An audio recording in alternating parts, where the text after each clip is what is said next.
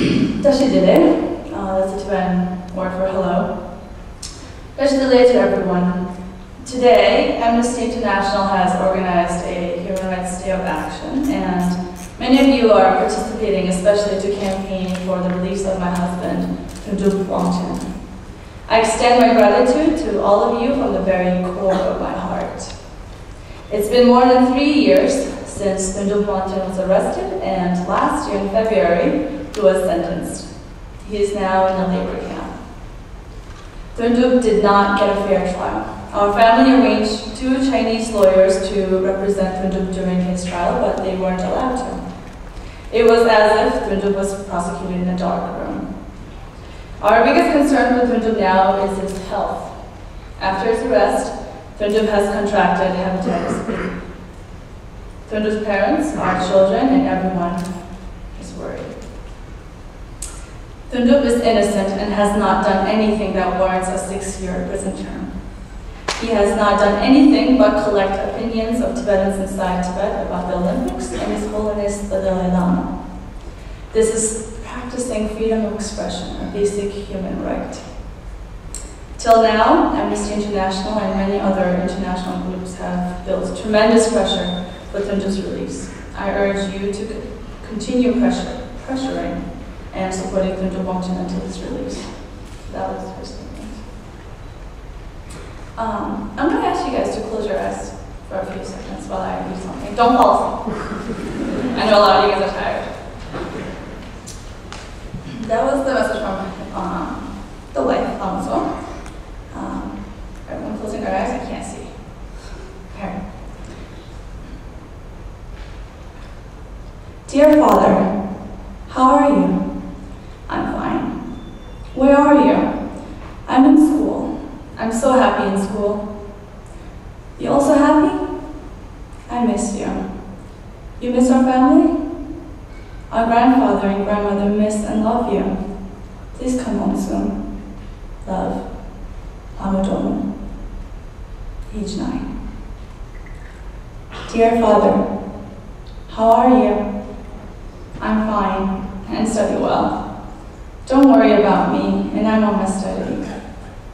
First, I would like to say, are you fine and happy or sad? We know, Father, you're sick, and we're all worrying about you, especially my mom and my grandmother and grandfather worry about you. My Father, please come back while I'm fine. I wish you will come back fast. We all are waiting for you and hope to see you soon and fast. Lovingly, your daughter, Dhondup, age 11. Dhondup Wangchen might never really get these letters from his 2 daughters, Lamo and Dhondup. But he will hear about it. He will hear about the fact that his daughters wrote to him that his wife is doing everything she can to talk to the international community. And if you write letters, if you write tons and tons of letters to him and to the Chinese government, he might never get it, but he will hear about it. And that will give him courage, that will give him hope.